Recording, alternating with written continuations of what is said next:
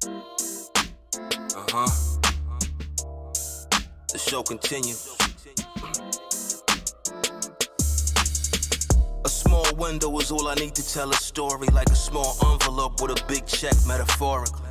With no intro, no matter who went before me, still I'm killing the show, killing them slow, never soft. Still no info for the purple walkie-talkie, fresh like spring water, H2O, they see water salty. Thought it was all sweet till we built our own Black Wall Street, gifted even when I wasn't able, cerebral palsy. Here like Marley or cerebral with a baldy is what's in the mind, whether they call me Muhammad or Corey. So long as my heart is pure and I'm a good fella, no Paulie, no army formed against me shall prosper, shooter or boxer. That's why I saw love, all good vibes, no matter who choose to follow or unsubscribe. Duncan Hines ain't got nothing on grandma pumpkin pies. I got my eyes on my own road, don't be drunk and stand tall, 10 toes, shoes lace, war ready. Iconic like Iverson, Stoudemire, Marbury. Ain't playing games. Breonna Taylor, Trayvon, George Floyd, Arbery. Say the names. Say a prayer, then gon' make it appear. It's the God theory. Gotta put in work, can't just wish on a star to go fishing. Not officials, how official you are. Foot on the pavement while the mechanic fixing the car. Business must continue even if the mission is far. Gotta keep chasing goals like them drinks you mix at the bar. Gotta keep pulling strings, Jimi Hendrix guitar. Michael Jordan at the golf course with expensive cigar. Plotting my next move on the ball court, inshallah. I see life through a telescope, so my pictures are clearer. Visions of dinner in Ethiopia, the tasty injera. Where a black man is king in America, they see a terror. Feminine era where most don't live, they see 18 or better. And they say what don't kill me makes me better. So I flow tight like Professor Clump and Lil Baby Sweater. Flow tight like the 18 flutter. Peace rock him. The other MC's alright, but he's not him. Stand tall, 10 toes, shoes lace, war ready. Iconic like Iverson, Stoudemire, Marbury. Ain't playing games. Breonna Taylor, Trayvon, George Floyd, Arbery. Say the names. Say a prayer, then gon' make it appear. It's the God theory.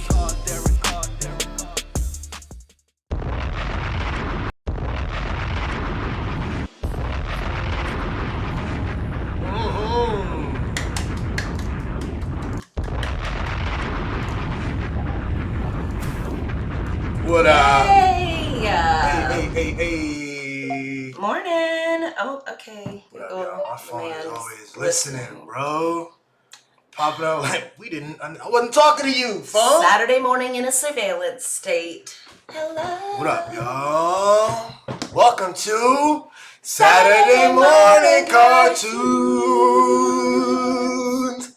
Love that. I just extended it a little bit. I think we should each time extend it a little bit more. Eventually it'll be the whole episode. Alright. Hey.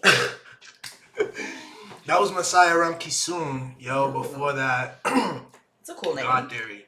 Yeah, yo, it's a cool, talented brother, yo. He's making dope music. He's been doing it for a minute, and he's got an album, the Eye of Freedom 2.0 EP. Check that out. I'm gonna play that. He's got another song we're gonna get in the intermission. Great, something to look forward to. Absolutely. So what's up, baby? Happy Saturday, yo. Thank you, man. How you been? Interesting week. Good. Yeah. I've been good.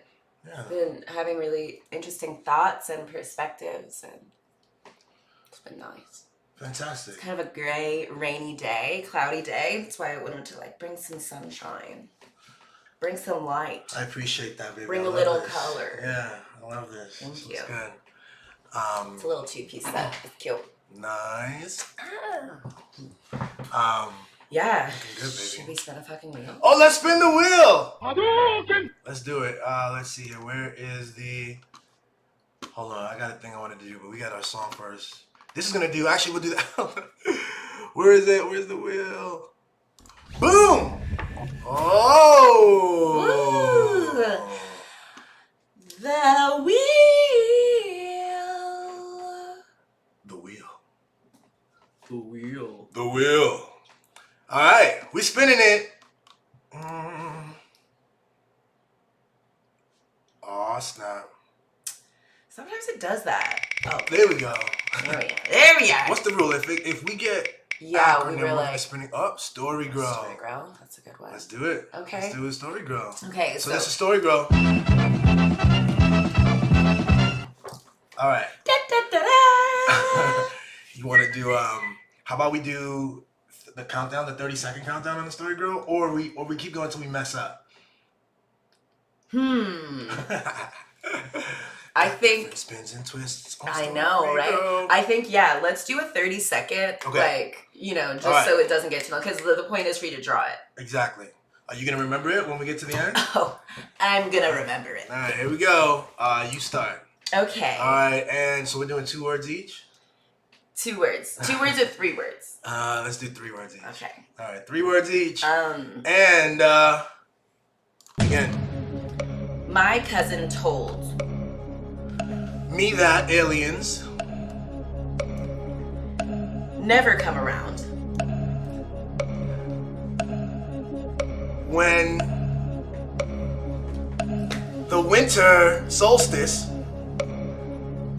Wow.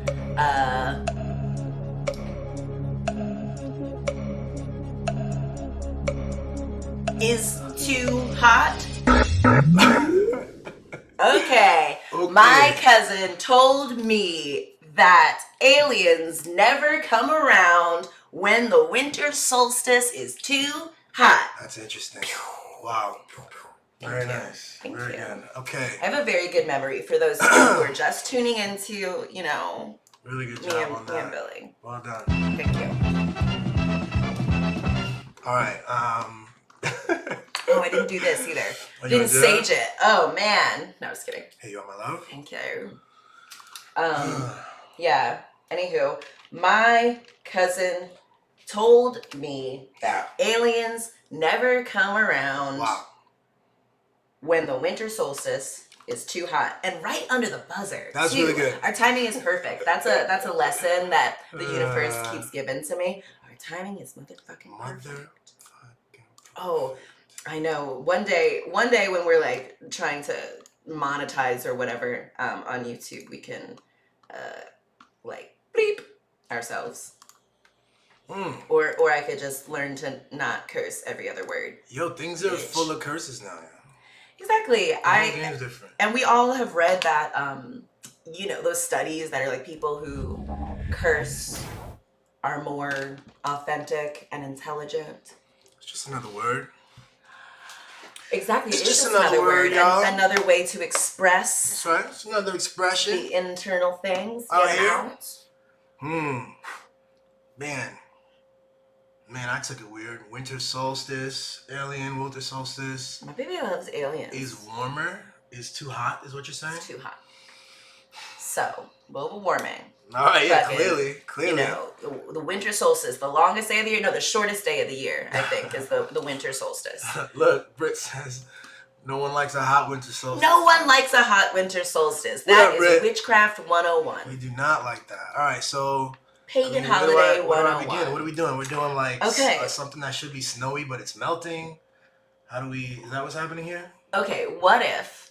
Okay, so winter solstice, I always think of like witches and things. What if there's like a mandala that's made of like pine cones and things in a ring or whatever? I think, should snow be melting like around, and like maybe an alien is coming down and then like, nope, too hot.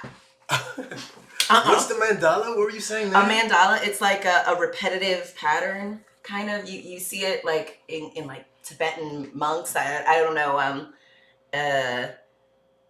Oh shit! I had a little a bandana that's kind of like so it's like there's a thing in the center, then there's a pattern around that, and then there's a pattern around that, and there's like a pattern around that, and it's just like kind of a big circle. Yeah, just Google it. Why am I even explaining this to this man? Oh, there we go. Exactly. It's like a fractal kind of mandala. Okay. Mandala, yeah.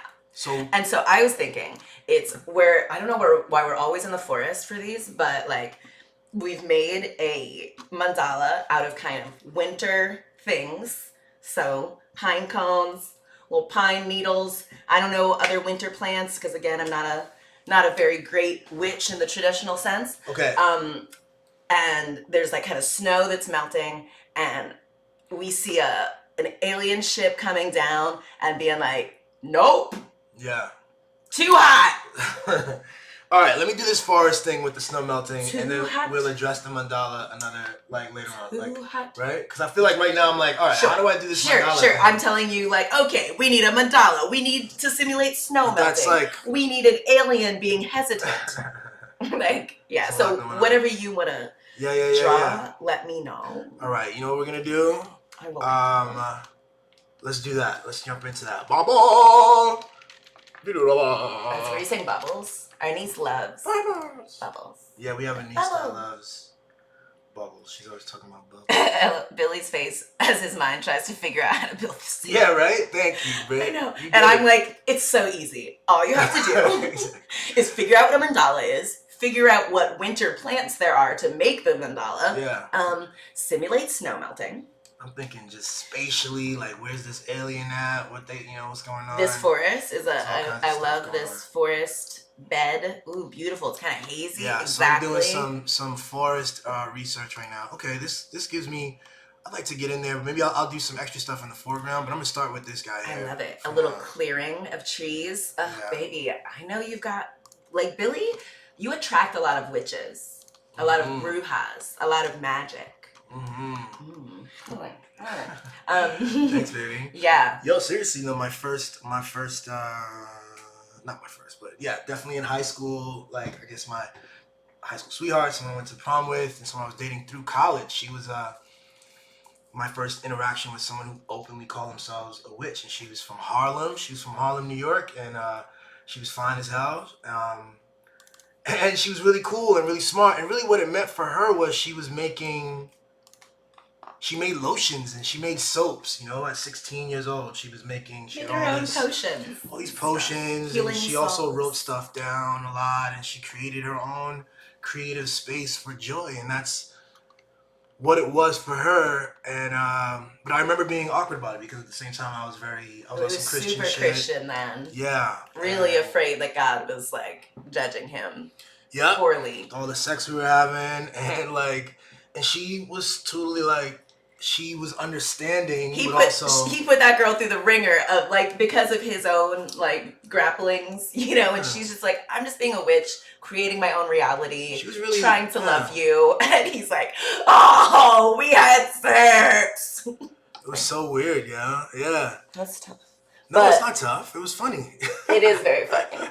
But especially now, because I look back at it and kind of laugh a lot more because, we made it work though. You know what I mean? Like I had my stuff and she had her stuff and her family was dope and yeah. I love it. I think it. I don't know if it primed you, but like you were attracted to it for a reason, and I think like the people you've dated since or been interested in and had crushes on or been friends with, all have some magic in them. I think so. And are interested in harnessing that in a way that's self-directed. So big time, yeah. I love that. Yeah, yo, got some good information and perspective through my life through these kinds of like relationships. Real talk, and a good fucking time. It's fantastic, yo. Love it. Really great. Yeah, yo. Life is weird. Life is amazing and weird. Hell yeah. All right, here we go. I am. Wow. Drawing out I'm trying to draw out this little thing here. Is there a reason like? Oh, they can't. Yeah. Should you put this over here? Oh, or is that? Yeah, it's gonna block me. Let me see. That's no good. I can do something like this. You're so clever. Desktop. Pull this out this way. Where is it? Where is it? Boom! There we are. Yeah, last weekend was really fun. I feel like we did a lot of, we went to my friend Trey's birthday. It was so cute. It was really nice. A little picnic joint. Yeah, it was like in the park. Yeah. They had games and what's the one? Cornhole. And yeah, I'm bad at cornhole, guys. You're just learning it, but I mean, yeah, he wasn't very good. Guys, set my cornhole game up. Yeah, but it was really cute. Then we went to our brother and sister-in-law's house, and they had made food and hung out with them. That was so cute. We had some really good conversations. Mm-hmm. And then the next day, which I think was the 4th of July. Yeah. My mom we had did a little thing at her house. Mama's house. And I brought some crabs. I got to meet her running friends who are like, our age, maybe a little older, but like, really cool. Yeah, yo. That was last weekend. Yeah. Yes, indeed. Okay. I want to keep us like on, time. Our timing is perfect, so it's not a big deal at all. Yeah. But I just want to, we just have a lot of things to talk about. We do. You know what's funny? How about we do this? While I'm drawing this, we can actually watch one of the clips. Yeah. From our thing that we were looking at. Yeah. So many things all the time. So many things going on in the news, y'all. I'm gonna draw this while we talk about. We're talking about all these different ways of looking at femininity and all these different ways of looking at women and judgment relationships. So how about you want to start with the submissive one, or let's start with that.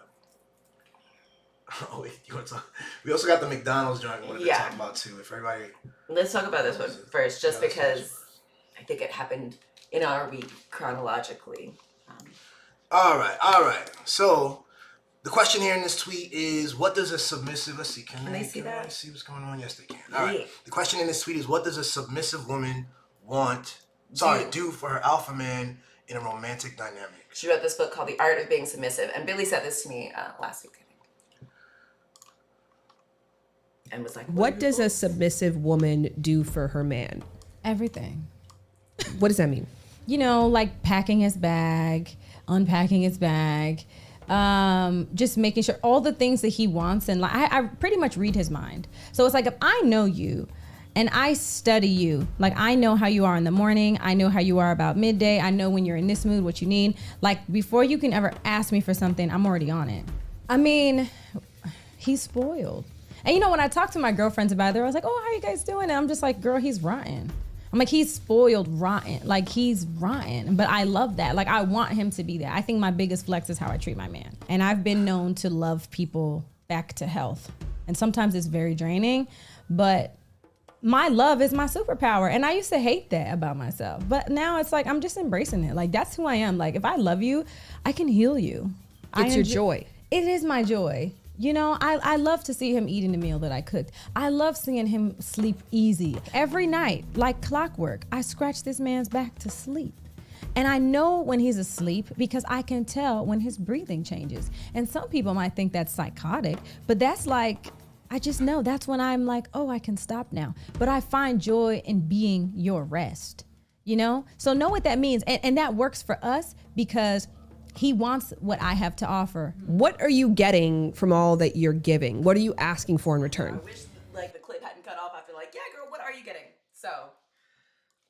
What does a submissive woman do for her man? I love it. But so I sent that to you because when I listen to her, I don't I hear you in some ways. I'm very loving. You are very loving. You're very affectionate. You anticipate needs. You do all those things.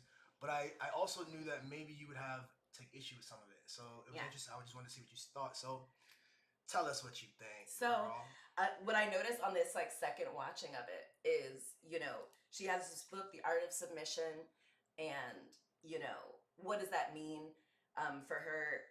But what she was describing wasn't submission. Her superpower wasn't submission. Her superpower is love.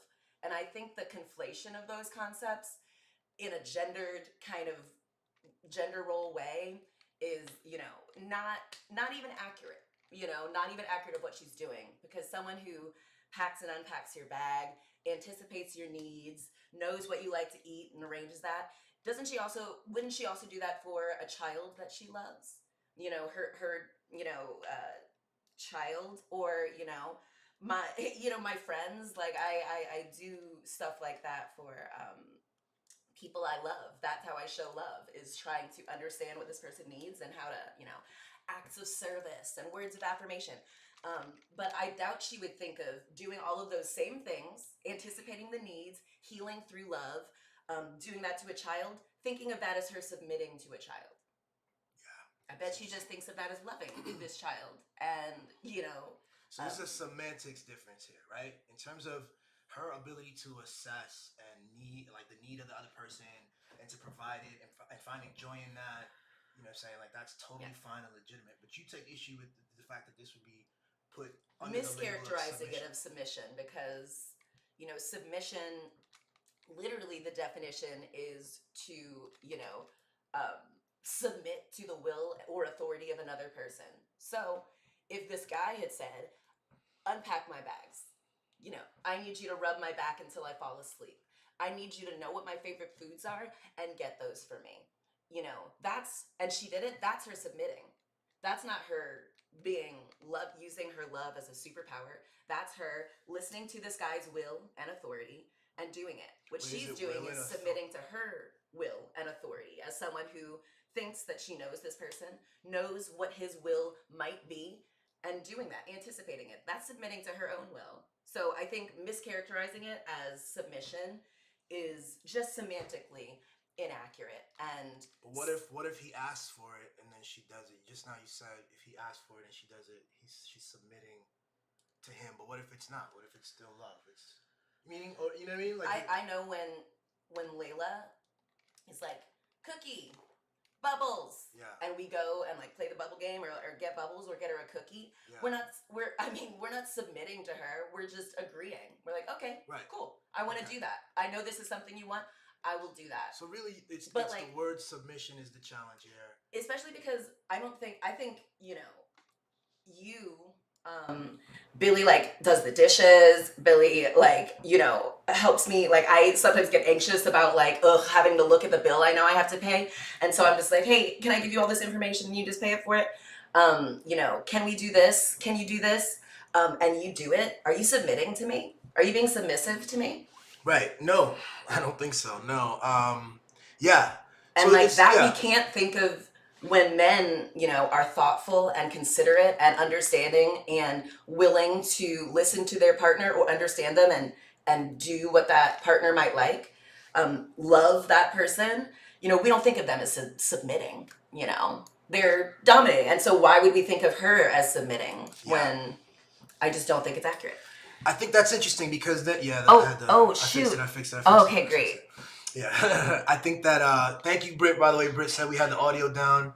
I keep trying to, so when we play stuff, the audio comes through the system and then also through the mic. And so I like to tone down our mic. Yeah. But then I have to remember to always pull it back up after. Okay. So how much did you miss? Because I just said a bunch of really fire things. Yeah, maybe Britt, tell us if there was stuff really missed or did we, you know what I'm saying? Yeah. But thanks for shouting us out on that. Thank you. Well, just to reiterate, semantically, I don't think this person is actually submitting. She would probably do the same thing for a child, that was under her care. She would be like, what does this kid like to eat? Let me get them that. Let me help this person fall to sleep. Let me unpack and pack their bags for them. That's what you do for a child. And you would not consider it submitting to the will of a child. You're just loving. And even when she describes what she means, she says, loving is my superpower. My love can heal, not your submission. Right. Your submission is not your superpower. Being really good at doing what someone says, that's maybe part of what interacting is. So to me then, if it's a semantics issue, then it sounds like it's a marketing problem. Like, who came up with the value of submission? Submission as a value, because gendered it's the same submission. Because submission isn't a value never for men. about to be submitted. We understand submit is you've lost. Yeah. You're not, So why do men find that sexy and attractive and seem to place it as they will verbally ask for submission as a thanks, Britt. Great. Submission as an important part of their understanding of what a good wife, a good partner does. A good female partner submits. Now early on though, in the root places where our society was founded in like the Christian, Judeo-Christian stuff. What's that? Great joint. Billy rolled this joint for me without my asking. Yeah.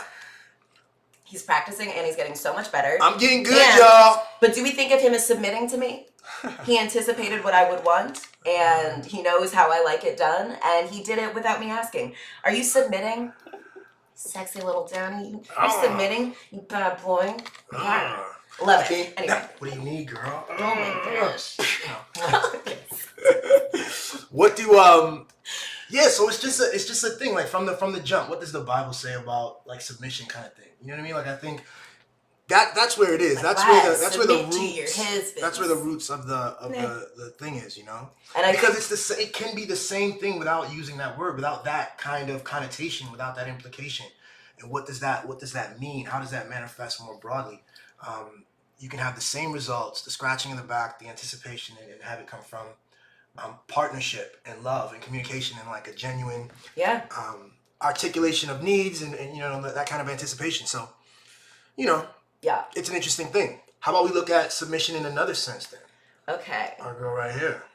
So let's see. This is Brittney Renner. So this is another one. You know, I'm always on team get money bitch, and so I think she's a very smart person. I follow her on Instagram, and you know, she is a mirror for us. As am I, and you. It's great. How do I get this? Let's see. Okay, go to her The thing. prefix sub means Okay, here we go. Yeah, turn the thing on. Turn the. love the idea of a Yeah, how do you like start with me? submissive per its definition is ready to conform to the authority or will of Let's others. see if I go here. Is this the one? It's painfully obvious why men love the idea of a submissive woman. Submissive per its definition is ready to conform to the authority or will of others. The prefix sub means under. Think of subpar, submarine. In short, your world is under his. Now there seems to be a theme here. Good girls versus bad girls. A lock that can be opened with many keys is a broken lock. And if you can't submit to a man, you're gonna die alone. So my question to men is, do you want perfect poly? A puppet? A prisoner? Or a partner who has no problem overtly challenging you? King treatment and knowing your partner's love languages, that's one thing. Being submissive is a whole nother thing. It's its own thing. If you find yourself abandoning your wants, needs, desires to make something work, I'm here to tell you, it was never a match to begin with. It's painfully obvious why men... Okay. Make sure you fix the volume. No, I kept it up the whole time this time. Oh, okay, great. So when I hear that, real talk, again, it's about the context of how you structure the relationships and the values and the wants. So at the end there, I like when she says king treatment is one thing. Knowing your partner's love languages is one thing. Creating a space where submission and, you know, maybe dom and submissive, you know, characteristics can flourish and be straightforward, like a sexual, like whatever, like create a, like, just like any sport or any creation, you can create something with your partner in a specific space where submission is a thing for fun, if she likes it, if y'all like Exactly. I, you know, in our own relationship, I like, certainly in the boudoir, I like to like get, you know, submissive and like be told what to do, because like, you know, I'm in control all the time. So it's nice to have someone who you trust to, you know, do the things. But yeah, exactly. You're not submitting to me, even though you are doing the thing that I want you to do by performing this kind of like, you know, person in control. You like that? You want to do that? I'm like, hell yes, love it. You know I do. It's great. And so like, I think that's, but we don't think of you as submitting, because like truly in this, the person with power is the person who's like, I want this actually. Right. See, but it's a space of play. It's a space of whatever. It can exist for a moment, you know, and then it can be something else. The problem I think would be with submission. I think the problem you're having is if that notion, that connotation of submission, othering, separateness, and kind of like power, you know, is domination becomes the consistent norm, and that is the spine of the entire relationship, rather than a space that you can carve out together as partners, you know? Yeah, I think like as Brittney was saying that, you know, the reason like why I feel like I've been hearing a lot about like, you know, why won't women submit? Why won't Black women submit? Like, you should want to submit. It's natural. Like, you don't want to submit. You know, you're actually talking about exploitation and, you know, extracting, you know, all the labor, all the unpaid labor from this person who doesn't, you know, have any expectations of you or of how you can treat them. And like their needs and concerns and wants are not as important as this person they're submitting to. Right. Like, Right. you know, and like the kind of like, oh, why don't you want to? Oh, feminism has made you guys think set it that up like exactly. Well, what they do is they set up to say that you guys, and it's a narrative, it's a norm that's been taught. That's your nature. Mm-hmm. That's your very nature. That's what Exactly. a woman wants to do. A and woman. So a woman who isn't interested in that is obviously weird and problematic in some sense. Who isn't interested in engaging in that way. And I think, you know, like, if we think of like a football team, hey, Dr. Bo's here. Hey, What up, Bo? Thanks, brother. Yo, like, if we think of like a football team and, you know, we don't think of Tom Brady as like the people on the team. They're like, okay, you know, don't do what Tom says, you know, like, don't, you know, challenge him. Don't try to make him better. He's got it. He had a rough day. He just needs you to, you know, don't overshine him. You know, that's not it. Like, that's not a partnership. That's not what you value in relationships with any other person on the planet. Yeah. Certainly no other adult. Why do you think you would want that with the person that you're supposed to spend all your time with and like commingle your, the various facets of your life with this person? And you want them to be like an employee, a non-unionized employee. The narratives around it are weird, but, you know, and I know that the roots of this are deep. It's rooted in the deep, you know, origins of the species, but maybe just to put it in an American context, it has a deep American, you know, women weren't allowed to do quite a lot of things and they had to be attached to men. The white I want to supremacist say patriarchy. the word that the argument I hear a lot from like Black men around this is like the world is crazy, the world is fucked up.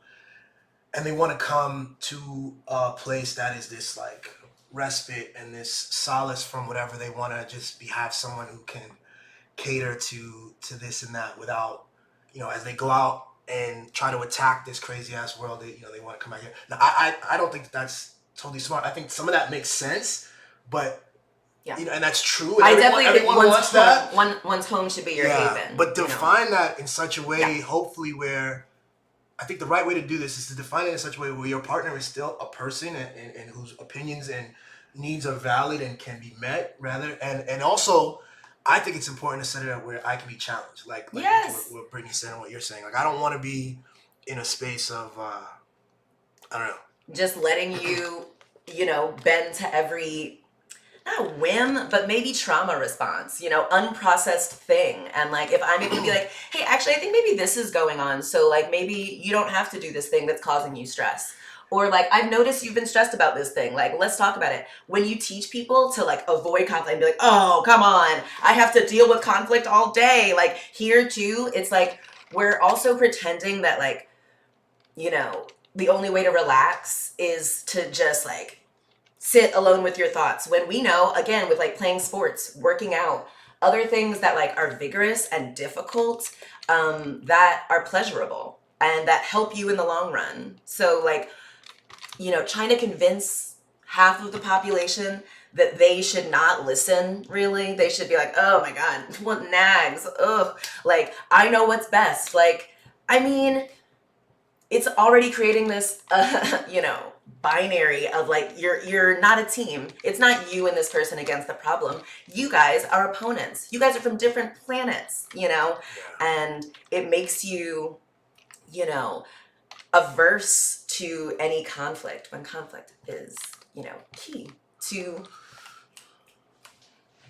growth, to movement.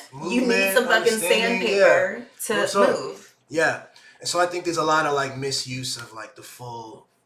It's just not understanding what this relationship is. What any relationship is. When you organize with someone and you set yourselves up, you can be absolutely anything. You don't have to be this thing and that. I think that the sub relationship thing is it's an archetype. It's something that everyone's kind of aware of, and it's also made very sexy. It is very sexy. You know what I'm saying? Especially, I think especially when you create, when it's like really chosen, it's emphatically chosen. And what that means is that for me, that means you create a broader space of trust and freedom. And then from that, like, anything is possible. Yeah. Like, for real, but it's not forced or like. There's not like a artificial hierarchy, you know. Yeah. Except in the space where we want it to be. Exactly. So that's what it is. But it's also like very sexy, like, to be a team and to like not have a hierarchy. Like, I think what I like about us and what I think a lot of people like about us is that we can just like, you know, we're like bros. Yeah. We're like sisters having a kiki, you know. Yeah, I really fuck with you. I think that you're fun and you're a friend, you know. And so the question is, how do I orchestrate? Yeah, how do I want to treat my friends? Legit friendship. I want to like hang out with them. Like, I recognize that sometimes like they might not be in the same financial situation as me. And so, but like, I want to hang out with them at a certain thing. So I'll like, you know, I'll pay, you know, like I know it's going to like come back to me, you know, sometime. And like, I'm going to compliment them. I'm going to listen to what their perspectives on things and like try to help them solve their problems and stuff. That's how I show love. I don't think I'm being submissive to my friends. You know, that's just one of the ways you show love. Exactly. You know? But you know, there are other ways and things that you do based on them. So the demand for submission, as a, you know, like life, you know, in all the facets of life, you're submissive. You know, you're submitting to the will of this person. Like, you know, only you really know what's best for you. So like abdicating that, expecting women to abdicate that, really, which is just a cover for like, I don't want someone to like criticize the bad decisions I make or like to, you know, have input on me. It's like, okay, but like, you want your dudes to? Gay. Wait, what? You want like, they're okay with having that from their male friends, you know? I missed it. Having what? I'm sorry. If their male friends have a critique of their, you know, like, but again, you see, it's not. There's a subtext about like where good information comes from, intelligence, you know, all kinds of stuff. You know, it's really not great. But that's, you know, it needs to be broken down for real. That's why I try to like harp on the idea that like you are a human. Yeah. It's weird. It's a weird thing. It sounds silly, but we're not taught that y'all are the same as us. So. Fundamentally, there's a sense that y'all are different, that you're like interested off-brand men. And then it makes further sense. You guys are into stuff that we're not into. You guys are into dicks and, you know, all kind of, like, it's like we come up with all these ways. Yeah, of course. Yeah, they're into stuff we have the idea that a dick is that much different from a vagina, from a vulva.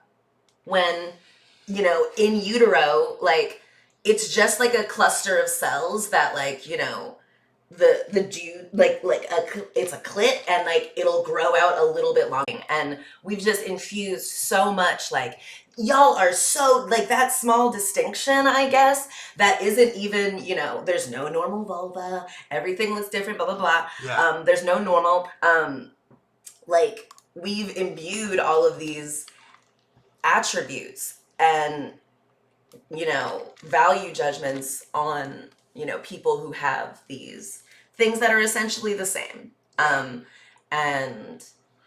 that's the challenge, my love, is to come back to understanding that, you know, that's what I'm interested in, yo. Like, how do we get back to like, yo, we're the same, you know? Yeah. And like, if you had a vulva, you would feel the same way. You would feel just as smart as you are, as clever as you are, as like athletic, as worthy of like opportunity and safety and like, you know, all the things. Cause you would just be, you're like, you didn't choose your body. Like I just came into this as, you know, I was like, what's going on? And so you would be the same and you would be upset that people kept trying to be like, no, you deserve to have like less choices. Like, you know, you have to like sacrifice your life and body and autonomy for, you know, these children, you know, and you have to do this. Yeah, baby. Anyway, yeah. So, submission. Yeah, like submission versus loving as a superpower, compassion as a superpower. Yeah. You know, seeking to understand a person and accepting them, you know, as they are as a superpower. I get that. That's real shit. That's real shit. Value. But yeah, let's not confuse that with submission. Baby, look at this. I love it. Look at this. Look at these pans. I love it. I'm like, baby, you're like, what's his name? Ansel Adams? Who's the one who does Ansel Adams. Who's the one who does stuff on like nature? Never mind. I don't know why. What? I don't know. I know like almost nothing about There's that. I was thinking of white art. I thought you were gonna white art. I thought you were gonna say, what's his name with the happy trees? Oh, Bob Ross. Bob Ross. Yeah, I love that too. Oh, you're right. That is a happy little tree. It's a happy tree. Just gonna do a little happy tree. I love. And a happy tree here. Cool. I think you're going away from maybe my mandala idea. Oh, so where would the mandala go? It'd be on the ground. On the bank. Yeah. Yeah. So let me. Can I build it? Got you. Sorry. My bad. That's how one of the ways my control issues manifest. I have this like idea of how things will be. I'm attached to this idea, and like I'm like, this is gonna be the best way to do it, you know. But it's not. There is no best way. There is only the way. Releasing that attachment to control is really cool. And it helps me be like, oh, okay, cool. This is what is, rather than what I want it to be. Interesting.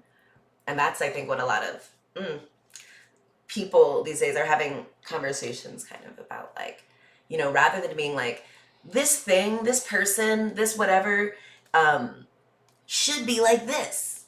And, like, fuck you for not being this thing that you should be. Rather than just being like, it just is. And our, you know, desire to force it into looking a certain way or behaving a certain way is like, you know, a farce. It's not even real. And it's not helpful for either. Yeah. Yeah. Yeah, baby. Anywho. So that was the set. That was the. Those were the footage on. Was there another joint?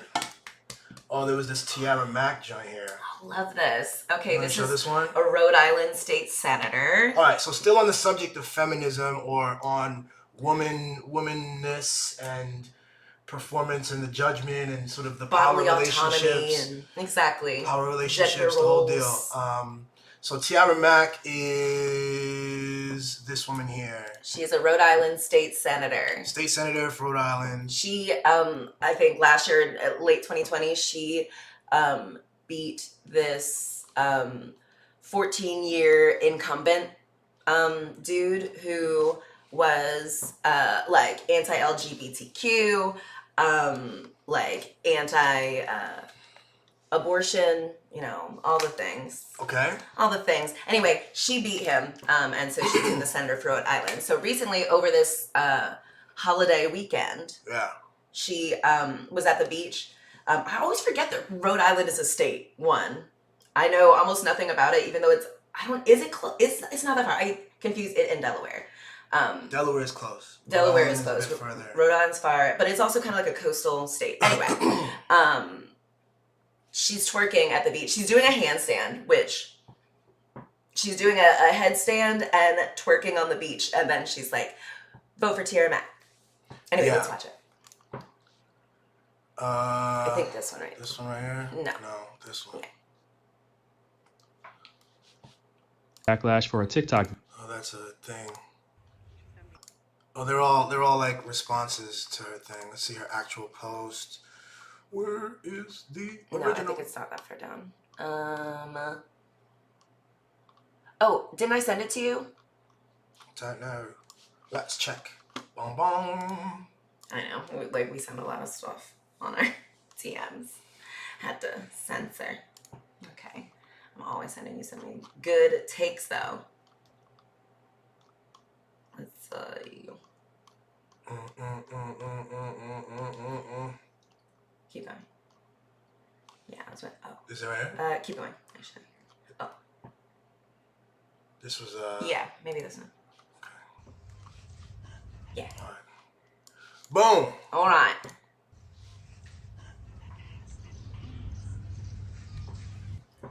Vote Senator Mack. Vote Senator Mack. Vote Senator Mack. Yes. Which I also love. Like, she's already the senator, you know. She's like, what do y'all? And so then, you know, yeah, a lot of, you know, the discussion in, you know, a fortnight in which, you know, abortion access and, you know, personal autonomy, you know, has eroded. People want to be like, oh, using your personal autonomy in a way that displeases me, fuck you. Like, what? Yeah, my takeaway on it is, obviously, you know, people are going nuts. Maybe we might go through this video here. There's some like people responding to it. I don't know if we want to do that, but who are all like mad about it. We can kind of react to that. But like, everything's nuts, yo. Everything's upside down. Everything's made up. Everything's made up. Everything's offensive. Everything's trash. The senators and the Congress people who dress up appropriately, put on their nice suit and tie, and get in front of the podiums and say all the right words. And they don't lie. do shit. They lie, and they're corrupt, and they manipulate, and they coordinate with each other to deny having to do the things they're supposed to do, which is to represent people. Like, to actively take away everything's rights. Trash. They're taking away rights, and so I think that to focus on this woman here is a waste of time. Firkis, even though she's a senator, and obviously this is like she's doing something that the typical performance of senator does not include twerking on a beach. But I just think we're in a time when, you know, I remember when who was it? Was it Clinton? Clinton, it was a big deal that he might have smoked weed one time in college or something, and he had to kind of lie about it. And he was like, "Oh, I didn't inhale." And then after that, it was a big deal with George W. Bush. Obviously, he had several drug issues. And then Barack Obama was like the first president who was able to go, yeah, I inhaled and whatever. And now we're at the point where we realize that presidents are human and we realize that people are human. I just think the kind of offensive political machinery and machinations going on, if she's trying, like at worst, if she's trying to get attention, if she's an attention-seeking, at worst, there are other people seeking attention in the same way, but their manifestation is to pose with guns. Their manifestation is to threaten other groups, is to like sow division, manipulate language. You know, here she is, she's getting attention. She's going to get attention for it, good and bad, and she's going to maneuver that and use it to whatever aims she has. And it seems, based on what I understand, her aims are very different from like promoting guns and promoting violence and nationalism and this kind of bullshit. She's into women's autonomy and rights right now. She's into abortion, but I don't know her whole platform. But I just don't think that like the way like we get really bent out of shape about the ways that our political system, you know, like this political manifestation. But there's way more that I want us to get pissed about and like devote some real attention to. So I'm not worried about Tiara Mack, and I wish her the best. See, so interesting thing about what you said, you know, like, oh, she's seeking attention. Who told us that seeking attention was bad? And then look at how, you know, you're like, we should be directing our attention to this, you know, more important things, right? When our attention is on a thing, things get done on it. And that these other senators are allowed to put on a suit and then like trick you into thinking that they are good people. What? Who's stupid? Why are you paying attention to this in not even the way? You're like, good, she should be doing that. I care about your platform. I care about that you're trying to draw attention to yourself. You're a senator. You're a public servant. I want to like... That's what they do. They all draw attention, and they draw attention in all kinds of ways, and some of them are obscene. And Tucker Carlson won't, you know, Tucker had a whole segment about her. Tucker won't hesitate to have these obscene, disgusting senators who are involved in January 6th and other, you know, other worse things. Like, they're normal, and they're actually, you know, just part of the system. They just normalize a certain kind of insanity. Too bad fucking Mitch McConnell or Jeffrey Epstein didn't twerk on a beach, because our attention would have been right there, right? And we would have been able to see like, oh, well, they're wearing a suit, so they must be a good guy. They're surrounded by a bunch of other people with suits. So great, right? Look, it allows you to like fucking be distracted. Like we're literally getting tricked. And we're tricked into thinking that like, oh, attention seeking. What? What's wrong with the attention? Like, with attention comes accountability. And that's kind of what we need from senators. I know of her. I went to, I follow her on Instagram now. I looked at her, record and stuff of how she's been as a senator, and I like to see that she like gets on the ground and campaigns. She like collaborates with other candidates to, canvas and get out there and stuff, and that's kind of what we want, right?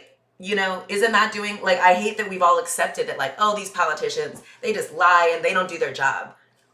It's okay, so are we supposed to accept that? Like, well, they got us, they got people preoccupied with her twerking. With twerking and performances. Again, it's trying to police women's bodies. That's easier for people. Try to tell women what they can do, what they can't do, who can't, be a woman, like, really trying to like distract you from like the things that ultimately don't affect you at all. Yeah. And you would hate it if someone was trying to tell you that, like, just because of your ability to dance upside down on your free time, your body isn't yours. You can't do what you want. You can't let anyone know that you are a human. Why? Why are they trying to get us all to dehumanize ourselves and other people? I wonder. Say that again? Why are they trying to get us to dehumanize ourselves and other people? Yeah. Isn't it easy to not listen to people who you've dehumanized? Like a tree, like a dog, like you do stuff for it because like it's not really a human. You can't really understand it. Like it looks like, you have to learn something, like try, be intentional about learning this other being's language. And that the needs aren't as attuned to, like there's a hierarchy and their needs are, deemed less important. Right. Less valuable, less worthy of attention. Yeah. So I'm saying that's the nature of separation. It's the nature of like, when you set it up that way, you don't, it's harder to hear and understand. Pretty wild, my love. Yeah. Okay. And yeah, for me, it's just, I just think that political hypocrisy, I don't care for it. I don't care. Like, I see how absurd everything is. Everything's absurd. It is. So don't tell me about this little tiny corner of absurdity that you are excited about. You've told me nothing. All that means is that this is what you care about. But and like, okay, if that's what you care about, why? Let's really unpack. What harm has it done you? And who first told you that you should care about it? Because I'm sure when you were a kid, you weren't like, oh man, were you all raised in the town in Footloose? Just no dancing, Like, who made you think that joy, bodily autonomy, sensuality, like authenticity is something you should fear and deride, and we deem it as immoral. But like, doesn't it make more sense that the people in power want you to fetishize, submission and being told what to do and being told you can't control your body? The way you express joy is harmful to other people, and so like you can't do it. Like, they're tricking us. They're gonna emphasize this senator thing. She's not a regular person. She's a senator. Senators have this erudite, elevated presence that they're supposed to carry. I think it's trash. Yeah, right. I think it's trash. What I'm saying is that, like, it's not they wouldn't get a typical person with this kind of critique, but she is breaking ground. She knew she was going to get some pushback. She should expect it.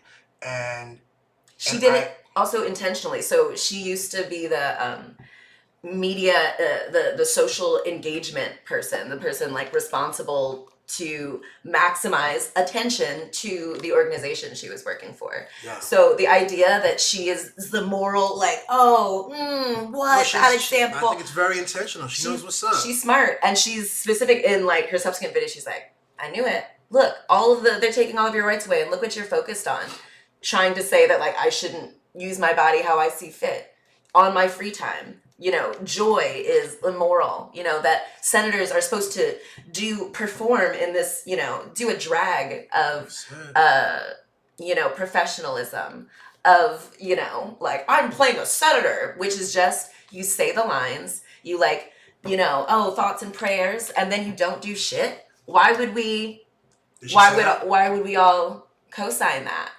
Yeah. Isn't that kind of what's happening? It's just silly. It's just silly.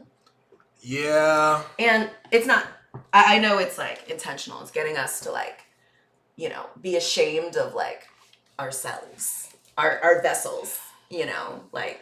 But in all these cases, I think the similarity, the thing that makes it so similar is well, obviously there will be cases for men as well in different ways. The way it shows up for men is different, but the myriad like the ways. Crown Act, for like there was like that. He was a black wrestler in high school, and like a referee made him like cut his locks before he could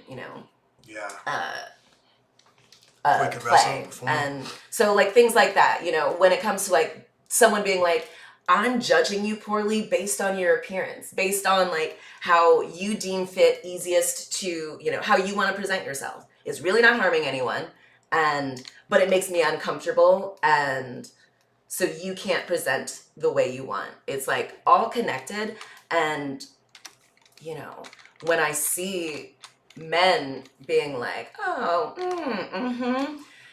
like, baby, we're the same. She's you. The problem is, again, I think, yes, it's especially people at the tops, like, especially when you get to, I don't know, to be a senator, to be in that space, it's all about being an elevated, kind of separating yourself from everyone else. We are the leadership, which is so strange astute, because actually you're supposed to be a representative of everyone else. You're not supposed to be elevated. I know, but that's not how it operates. That's not how they operate in their brains. Not in 2020, and 2022. Like, probably, and I would say even back when I was in Congress, there was a kind of a sense of this is cool, and from the staff up and up, and there's good people in government, obviously, and there's good people trying to do good things, but there's also just this entire wave of political truth and money and the whole deal. And just, it's all been so many years of not being properly, the system, I don't know about Rhode Island's like state situation, but I can speak on the federal level in Congress. Like there's a lack of attachment to what it's supposed to be attached to, which is that representative body, and making sure that you do the right thing such that the people can give you a vote of confidence for another term. But now they've been very clever, and they figured out our tendencies and our human frailties, and they can play to our stuff, and they just present whatever they present, moral upstanding uprightness, drag, exactly, based on whose the suit conception and the tie of that. And all the stuff and everything, and they perform this, and you got these congressmen, man, these senators, they get up and they'll say anything. They don't care. Yeah. They don't care about anything. Exactly. Whatever. They just want to keep that good tax money coming. Keep the whole process running, and that includes like playing this malicious game against the other party. The two parties have to be in constant flux about stuff, but that's normal. They're not talking about real things, and the media comes and talks about these people as though they're just having a spat. They talk about it as though it's like two people on the street discussing something, when in fact there's a whole machinery behind Congressman X and a whole machinery behind Senator Y, and the media's job should be to help us understand that, like, behind it. So I don't really care what the tweet says. Like, oh, they're tweeting that because of a set of things, and these are the political realities and how the money works and how they're the system, razzle-dazzling these are the incentives. Getting you to look at this like fight. But we love fights. But so you're allowed Just don't to look over here. fight in a specific way, and you're allowed to get your money and fundraise, and you're allowed to rile up communities and play into nationalist racism and play into pains, racial pain, historical reality. Do whatever you need to do but do not twerk on the beach, because that is a manifestation that our founding fathers haven't, you know, you don't, no one in the halls can do that. They make you, I don't know if they still do, but back when I was working for Congress, all the congressmen had to wear a jacket, a suit jacket, man or women, I believe. I know all of the women have to have their shoulders covered, and they had to do a thing, like a protest. They were like, why does it matter whether or not, like, it's hot as fuck in here. Like, no, this is stupid. What does that have to do with my ability to govern? And what does it? And she, you know, there was one tweet that she, you know, posted that was like, you know, like, this is all well and good, but this is not going to get you elected. And her, you know, response was, I think the word you're looking for is reelected. You know, I'm already a senator, and like, I knew you guys would, that a lot of people would struggle with the idea of a Black woman doing what she wants on her free time, you know. Yeah. And like, who cares? Like, I'm not in the Senate building. Like, why does it matter that you guys are aware that, I mean, I exist as a person? And who cares? Like, really, when you parse it down, why does this bother you? Yeah. So you have to play the game a very specific way. And like, also, and she was saying, she's like, you know, and I don't think it's going to hurt my chances, because people like knowing that I'm a real person, that I am like them. I am not this person who's elevated above them as, oh, I am the morally superior. I only dress in this way that other white men have said is the appropriate way to show you're a moral person. Like, stop. They're tricking you. Yeah. And I am definitely of the camp that actually people love authentic people. That's why fucking Donald Trump got so far. Not because he like looks so good in a fucking suit. It's because people are like, he does it like it is. He's himself. And we allow that from white men. So you really can't say that, like, that's what I'm Black saying. women can't do That's it. what I'm saying. And they'll jump to defend that. They'll jump to defend authenticity. Mm-hmm. Like, oh, you know who he is. Yeah. Authenticity of a certain kind, of a certain angle and prescription and hue. 5 children by 3 different women. If she had, you know, multiple children, oh my God, that's from kind of like from multiple husbands. Exactly. Can we have how many members of Congress that are female would have a record of that kind of, you know, in their dating life that's public? They wouldn't do it. They wouldn't. Why? Why do we think it's immoral, you know, for a woman, and so immoral that it disqualifies them from being a representative of the people, of doing all this stuff? Like, we create these separations and like imbue this stuff, and I appreciate people like Senator Mack and ourselves, and, you know, lots of other people that I admire for being like, you know, I'm gonna force you to work a little bit to see something that you aren't used to, but still assuming that the best, like not judging a book by its cover, kind of, you know. But I think, yeah, it just, the problem is when you disclose how much of a farce everything is, you know. It's all a farce. Everybody unsettled, though, you know. Well, I get it. You're supposed to demonstrate, like, you're supposed to play the game, you know. Why? Who said? Like, look at what playing the game has gotten us. Everyone's depressed. When people get to be like 100, they always, you know, and like people interview them and they're like, what are, you know, some lessons or what are some regrets that you have? And they're like, yo, I hate that I worked so hard and I didn't get to see my family. I didn't get to appreciate them in the same way. I wish I didn't care so much about what other people thought of me. That was like the number one, you know, like, I didn't try lots of things just because I was worried that other people would reject me. They wouldn't like me as much. You know, I wasn't myself because I thought that was unlovable. That was like, you know, going to lead to my demise. And I think it's the opposite. So be yourselves, y'all. Figure out who you are and do it on purpose. Miss Dolly Parton said that, and it is one of the other things that I live by. Figure out who you are and do it on purpose. Absolutely.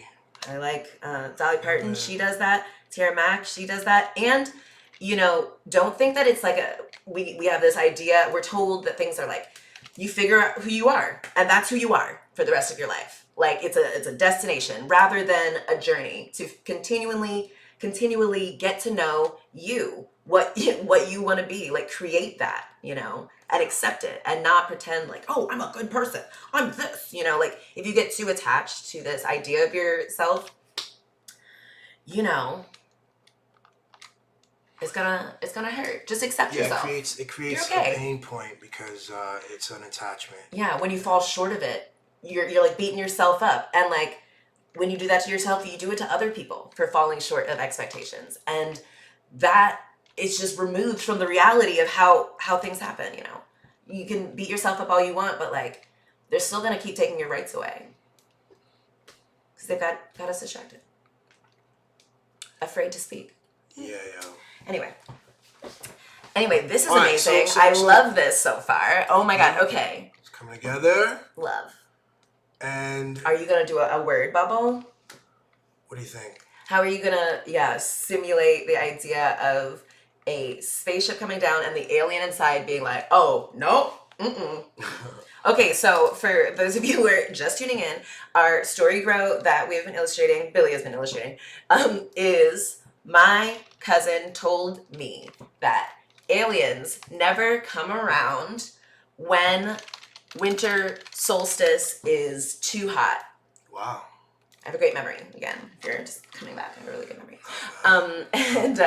So I was like, okay, let's spend a lot of time on this mandala, which I know he'll do some other time. You know, like it's like a winter solstice ritual, like with, and there's like snow melting in the background and stuff, so you know it's kind of a warm winter. And the alien, you know, comes down and is like, oh, no, too hot. No, back. So I don't know, that's difficult to convey in a single image. Yeah. But I think you're doing a great job, honestly. Yeah. Oh my god, it reminds me of that AI thing, you know, you showed me yesterday. You know, where you can like type in words and it kind of approximate based on the information it's like has access to. Yeah. Approximate it, like visualizes it. I'm like, huh, interesting. Yeah, maybe we can show them that. Should we take like a break? Yeah, let's take a break in a sec, Maria. Just gonna, you want to take a break? Yeah, sorry. You know, I'll just get to talking. So let me know if, I mean, I know I'm not too much. You're not too much. You're good. You can, we can, You're right. My therapist back in the day, maybe like a couple of years ago, 4 or 5 years ago, one of the first things she had me do was watch this movie, A Wrinkle in Time, that one that like Oprah was in and Reese Witherspoon, Mindy Kaling, and she wanted me to watch. There's this one part where like the three Mrs. Which and who and what or whatever, they come to like the little girl main character, and like the two of them, Reese Witherspoon and Mindy Kaling, are you know, regular human sized. And when Oprah comes, she's the third one, she's like bigger than the trees, she's like huge. And Reese Witherspoon is like, Oprah, I think you're a little too big. And she's like, no, I'm not, I'm the perfect size, I'm the size I am, you know. And anyway, my therapist was trying to tell me that, you know, this, you know, anxiety about being too much, too big. No, you're not. For who? You know, for yourself, you are the size you are. Be as big as the trees. As big as the trees. As big as the motherfucking trees. This is so good, babe. Wow. This is a really too hot winter solstice. That fucking ship is like, I am about to get the fuck out of here. Too hot. I'm not coming around back. Yeah. Wow, this is so good. You're so I'm a man who discovered the wheel and built the Eiffel Tower out of metal and brawn. That's what kind of man I am. You're just a woman with a small brain. Not that part. Yo, but isn't that like the thing about submission? Like that's kind of like that button is, you know, from Anchorman is like kind of what in all these different ways we're told, like, but you don't get as, you know, you're not as funny, you're not as good at getting through industry. You're not as good at decision making. You care about silly little insignificant things. And the problem is that if you understand the way this thing works, this mirroring of this world, this experience that we're in, the belief system creates it. Yeah. The belief in that creates. It doesn't create that you're dumber or anything like that, but it creates the conditions where, like, you believe it. You engage as though this person doesn't have all the brilliant stuff that they have to offer. Mm-hmm. So anyway, let's take a break, y'all. Okay. And we'll be back after a little. See ya after this musical break. What am I gonna do here? Okay.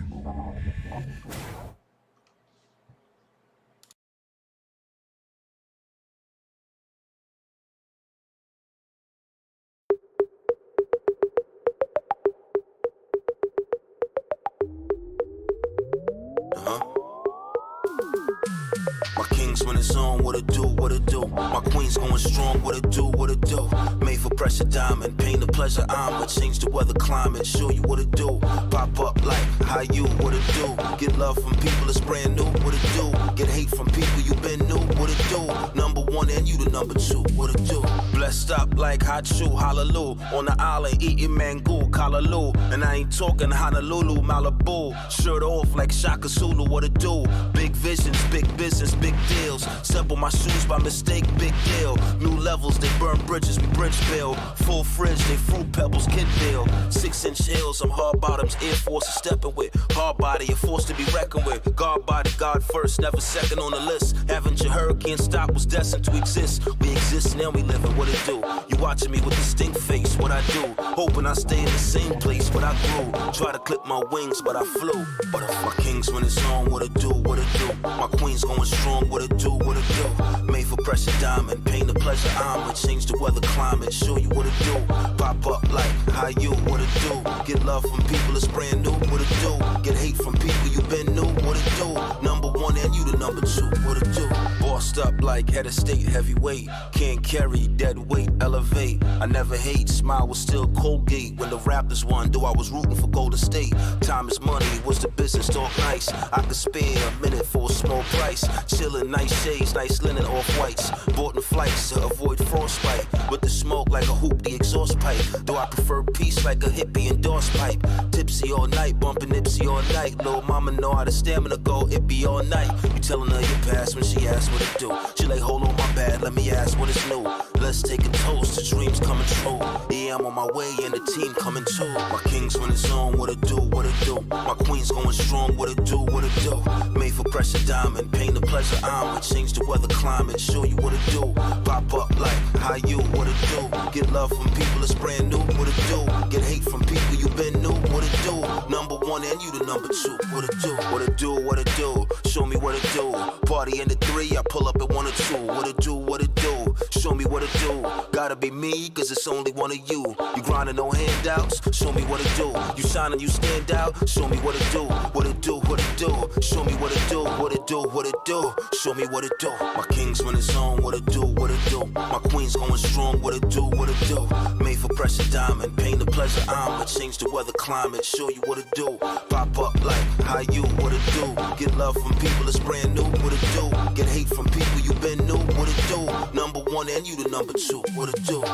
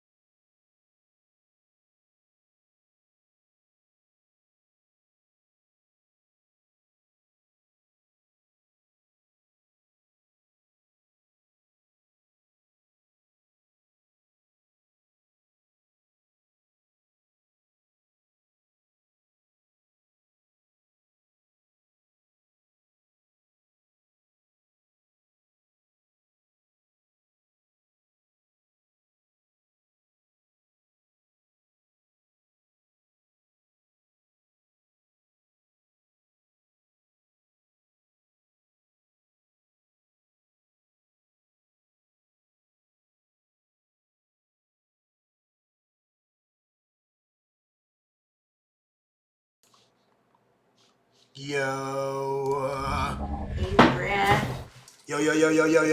All right. All right, let's do this. We back. Let's do this. You know what we can do now, right? What? Let's spin the wheel. Let's spin the All right, we back. And let's spin the wheel for round 2.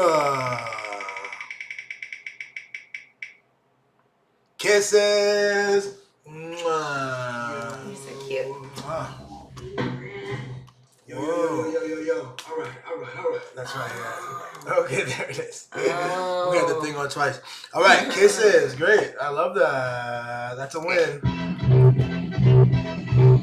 All right, here we go. Let's do it again. Spinning.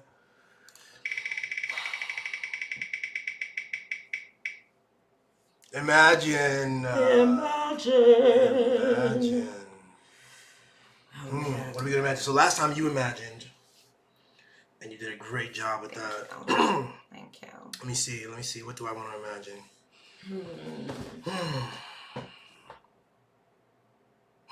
It's so funny that we're both kind of similarly oriented on things related to,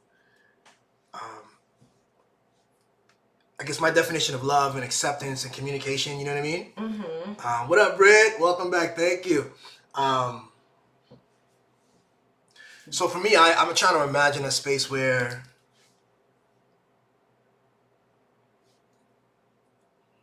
I've been using a thing called honesty and empathy. I like that as a phrase. I've been ending some of my things I write with that as a signature, and I like that because I think the whole process of this thing is a incredibly complex game that we can't understand, that is rooted in us, that we have the capacity to create, that we are co-creating all of the time. And the challenge is that our brains have to create and kind of create things that stick, even as we have this broad infinity of possibility. Our brains have to create narratives that stick, things that happen to us, things, our understanding of the world, our understanding of self, our understanding of what is true, our understanding of what is safe, our understanding of what is danger has to be created. We can't just exist in the fullness of it. We can't perceive in the fullness of it. It's too much. It's infinite. It's crazy. Our brains need to create. So, what does that mean? It means that there's a really interesting predicament and a paradox. I like the word predicament rather than a problem because I feel like problems, when I say a problem, I usually think of something that can be fixed. I think predicaments have a different orientation. I think the word predicament is like something that you have to kind of engage with. It's here. You have to engage with it. So, I'm trying to imagine a world where the way we do this, instead of power relationships, asserting this thing and creating this, the powerful person being able to dictate their understanding of things and then sort of manifesting it, and the other person, the other people in any sort of arrangement having to kind of deal. I like the idea of honesty and empathy, where we are each really, truly engaging with each other from that space, where the things that you say, I start from a place of trust that you are telling me genuinely your experience and your truth and your needs and your frailties, the things that are relevant for me to understand, and I'm going to trust that, and then I'm going to comport and create, and I'm going to do the same thing. Yeah. And you're going to, and so by engaging with both that, we're going to have to create with both of those things in mind. It's certainly more difficult than the other model of power, but I think that it produces better results. So I'm imagining a space of that, and where at the end of the day we co-create, and we lose attachment. We don't lose attachment. We assess our attachments to definitions, our attachments to old ways of being. Make America Great Again, all that stuff is an attachment to something, a particular narrative that is so particular, it's unique for Donald Trump. Every time he says it, he's talking about a specific thing, a time period that wasn't great for everyone. Not everybody's trying to get there, but he doesn't care. He's going right for the group that would be attractive to. We also all have this nostalgia. We've been taught to have this nostalgia for a time past, a bygone era that was better. It was all like, oh, all these newfangled things. Like, that's getting us to fear imagining a future that's different than now, different than the past, and somehow also better than it. When I think that's always kind of how it, like, things are not so, oh, this is better or it's worse. Like, I think overall, like, this is better than any other time, you know, like, I think without a doubt, in many ways, from, but it's also different. So it's different. It's different. The degradations, the offenses are showing up in very different ways because that's exactly, you know, of course, you know, when people have I grew up wearing the WWJD like bracelet, and I had a lot of friends who used to wear that. Like, it's a funny thing. Like, what would Jesus do in a context of Twitter, in a context of Facebook, and YouTube, and all these things? It's a different question altogether. You're rather off. It's almost a weird question. You know, it's a weird preoccupation and attachment to an old symbol, an old an individual, a narrative about a person, rather than asking, you know what. Okay, so yeah, maybe ask, like, if what am I trying to say? Sometimes it's like you can't avoid those things. This way of like you have to appeal to this a vision that you can see, you know. But then to be creative about it, because I don't think Jesus would walk around in a cloth, you know, or whatever. He would be in a different mode of being completely, you know. He would be hanging out with a prostitute. That's part of it. His best friend would be a girl with an OnlyFans. He would be like, yes, and she's the best of all of you guys. Like, honestly, I don't know why you dudes are hanging around me. Like, he would be like, oh shit, I have this really cool ability to turn one fish and one loaf of bread into something that can feed everyone. I you know, doesn't really matter why, but just know that I can do it and I will do it. You know, we don't have to teach these guys to fish, even though 9 of my, like, these follower dudes are fishermen. Let's not teach them to fish. Let's just feed the people because they're hungry and they need food. So we're told to get attached to this idea of what Jesus would do, but it's removed from what Jesus would actually do. Like, so it's like, oh, if you break it down, is it really what Jesus would do, or is it what, you know, who is it? Who is the thing? Because Jesus actually would be really cool with a lot of shit. And really uncool with a lot of shit that is done under the guise of his name. The question is so devious because there's so many. We have to ask ourselves, what are we talking about when we say Jesus? Everyone has a different thing. I mean, can these pastors with these mega churches claim to be doing what? Would Jesus have done that? Would Jesus have a mega church? Would he have created a massive mega church and you know, have giant Bentley cars church and all these things? The point is, you can get away with that though, and they do, because the preoccupation isn't with now. You know, the preoccupation isn't with communicating.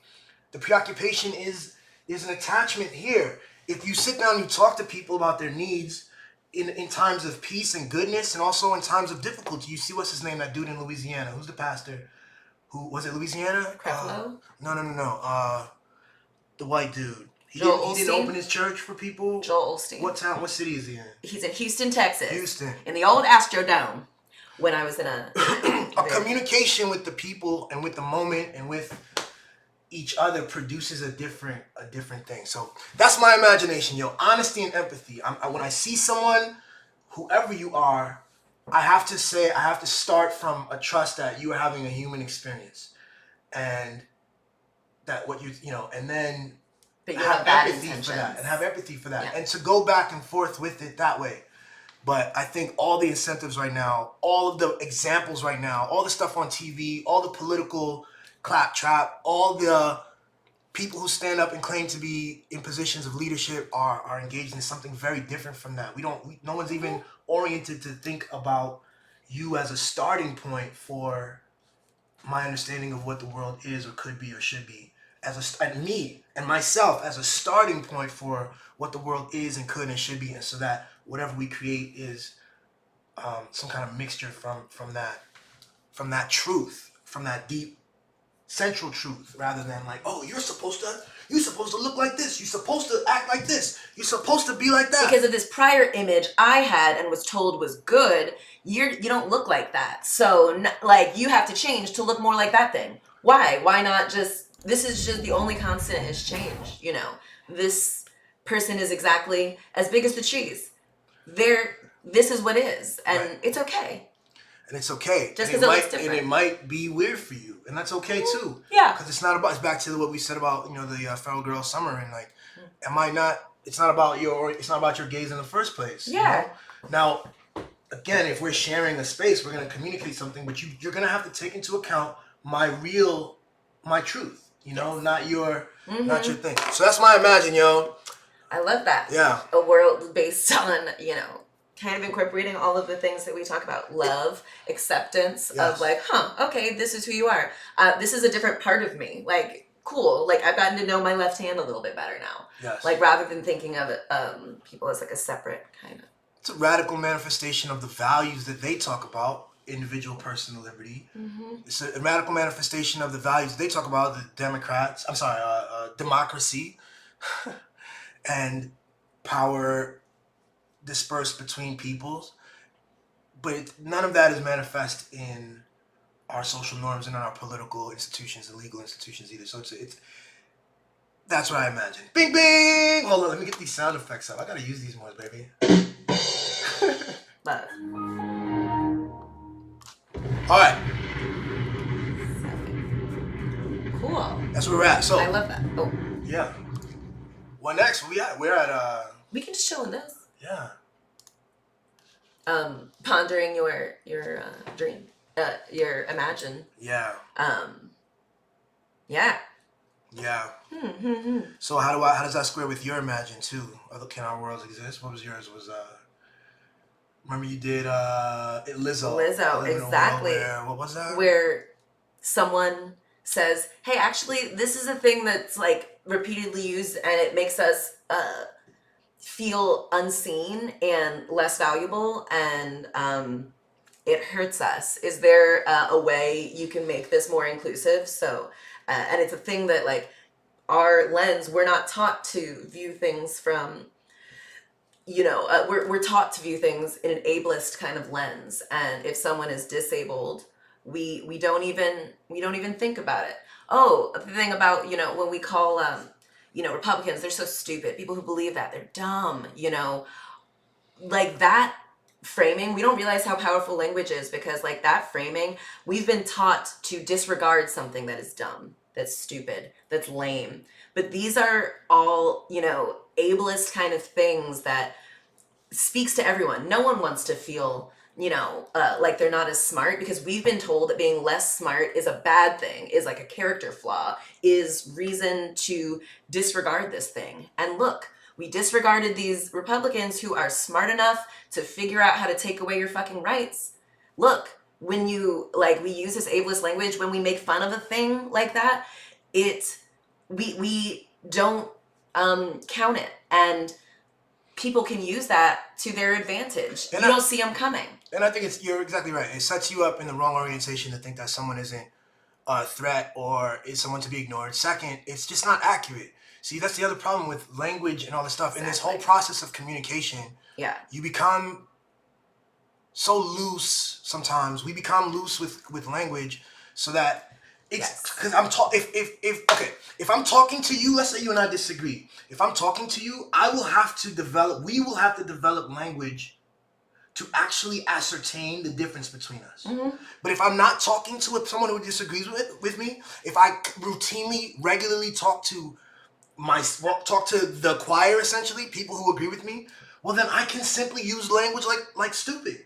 You can use non-specific language because non-specific. You guys know, it's inaccurate. What exactly? It's inaccurate, and everyone in the room can fill in their own detail about what it is, rather than to realize that really, really and truly, even the people we disagree with, they have an orientation. They've carved up the world in a specific way. They have a set of priorities. They have a set of biases. They are all kinds of things, from racist to like a pride nationalist, to all kinds of like fearful orientations, that if you can really tie it together, if you can really sort of understand the story behind it, you'll realize that unless you're dealing with a disingenuous person, if you're dealing with a genuine person who disagrees with you, I find that you can find that we're all on the same, like, that the commonalities are actually there. That's what I find more and more and more, that the failure to actually engage in that conversation and to use language that we can agree on, rather than dismissive language and demeaning language, like that. It's demeaning in several ways, right? It also harms the community, the disabled community, which we are taught to think of as separate from us. We're not even taught to think of us as an able-bodied community, but we are. And, no, we don't think of it that way, because it's like the water that we swim in. It's always there. Anything can happen, and like this attachment to the idea of always kind of being abled. Once you're disabled, you're gonna wish that you're gonna see how little we think of disabled people. They, how we make them feel like a burden. Like we have to we have to think of you. Like, yeah, you would want people to think of you. And the attachment to always being abled, I think, is short-sighted. And so when I see people like Kurt, when I follow a lot of, disabled content creators and, people on Instagram, and I seek to understand, because I try to remember that they are me. And just because I, feel attached to this idea of like being in this awesome vessel that I happen to have, I could have been born into any other one. This vessel might not always be so awesome, or might not work the same. And that doesn't mean it's worse or bad. That's right. See, it just means it's different. You see that intentional effort to reframe language there, which is perfect for like what Lizzo did as well. It's like a great model for how to be. There's nothing wrong with that. Yeah, there's nothing wrong with realizing that. Yeah, very subtly you say something that implies something about something that has a historical context, and maybe it went under your radar, but other people have a peaked experience in that realm because of their experience. When we realize that, calling someone lame, when that is like a medical diagnosis, and knowing that when you call someone lame, you're actually saying that they're not cool, uninteresting, bad in some way, harmful in some way. And for someone to hear like, this is literally what I am, and everyone, thinks it's bad, and use that to disregard, like, it's tough, because you would hate it if people were like, oh man, that's so black guy. Yeah, of course, exactly. You're such a fucking black guy. See, that's the challenge. Is I grew up lame. To me, of all the ways I could make fun of somebody, lame feels very safe. I said lame. Me too. A lot. It seems fun to me. It's a fun way to describe somebody who sucks, in my view. That's how we did it in high school. So. But why can't we just say it's someone who sucks? I'm hearing this really for the first time. I've never heard what you just said a second ago, the lame thing. And I think I would like to understand it more, because here's the thing, even if I can agree or disagree, I can learn something by, the fact that this person has a claim, I'm learning about this sticking point. There's friction. There's a friction in the space, and I'm interested in understanding what that means. And the reason I am is because I'm assuming that there's a genuine thing there. What happens is, what they do is, in the media, whatever, they orient everybody with lack of trust, and so every word can't be seen as that. Like the Tucker Carlson has everyone believe that people are trying to end society. You know what I mean? And that makes it so that you can't be heard in the first place, because underlying is just distrust. So anyway, but lame is tough, because I'm gonna have to look There's a lot of ableist language. It's built into the things. Like, it's like our, the values that the powerful want us to, breathe in are hidden, like they're. And that's the power of language. It's like the only way to convey. We're literally casting these spells and stuff. And so, like, yeah, ableist language, saying like, oh, that's stupid, you're stupid, is, when we're children, I know I hated being, like, you're just a kid, you don't know, you're ignorant. It really felt dismissive. And I was like, you know what? Actually, no, I feel like I do have this sense. I don't have all the fancy language that you have, but like, this feels unjust. This feels not cool. I am just as valuable. My perspective on thing matters too. But it's imbuing in us that someone who is less intelligent or has a different intelligence or doesn't get something, in the same way as other people do, it's bad. This is, what word is this? Stupid. Dumb. How do we call someone who is that or is being that? Well, when we're thinking about the Republicans, are they really stupid? No, I'm not. Are they really dumb? Not all of them. So what are they? Are they afraid of a changing, a society that might limit their power? Are they confused? Are they, stubborn? Are they intransigent? Are they, I think it's such a thing. I think they're human, yo. Does that make sense? That's a weird thing. So in a way, I don't want to like... Great. You see what I'm saying? Like, it's a complex fucking thing. Exactly. That's what I'm saying. Like, if we think of Republicans as the people who say are not us as stupid, we can count them out and we don't see them. And if we see them as us, humans, we understand, are they really stupid? What would make me intransigent? That's probably what they mean. What would make me not think about how this really affects? What would make me not want to listen to other people? Because that's really what's going on. That's why I don't call Republicans or political opponents stupid. I think that's a lazy approach. I think it's the wrong way to do it. I'm trying to say, are there people who are there stupid actions? Are there people behaving stupidly not because they're Republican, but because this is a stupid thing to do? Are they stupid? Is there a word I can use that isn't offensive or whatever is the question now? So what is the action? Because stupid? Yeah. Like, or is it, what do you mean, short-sighted towards what goal? Sure. Is it, like... Sure.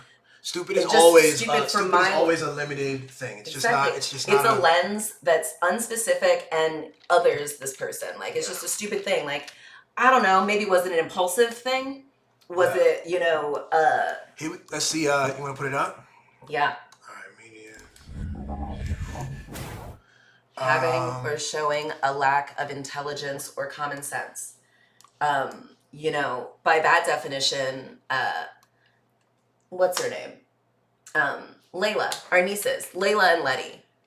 Stupid, they don't have any common sense. I mean, there's a whole genre of comedy that loves to, shit on babies and how stupid little things that they do, or kids, not Absolutely. Just babies. But I think, okay, so, yeah, I hear what you're saying. I think, look, this is why stupid is a word, when you apply it to someone, it's clearly an indication of the lack of love, because it others, it creates a wall of othering. It also shows a lack of interest in complexity. It's a lazy word that doesn't tell me really anything about why you did anything. And the reason I don't know why you did the thing or the person did the thing is because I haven't examined it. And if I did examine it, I would see, I would have to come up with more complex and illustrative language. Yeah. You know what I mean? I also don't think it always shows a lack of love. Like, I know when I say something really funny sometimes, what is it, African American vernacular, whatever, sometimes I'll tell a joke or do something and you'll be like, you're so stupid.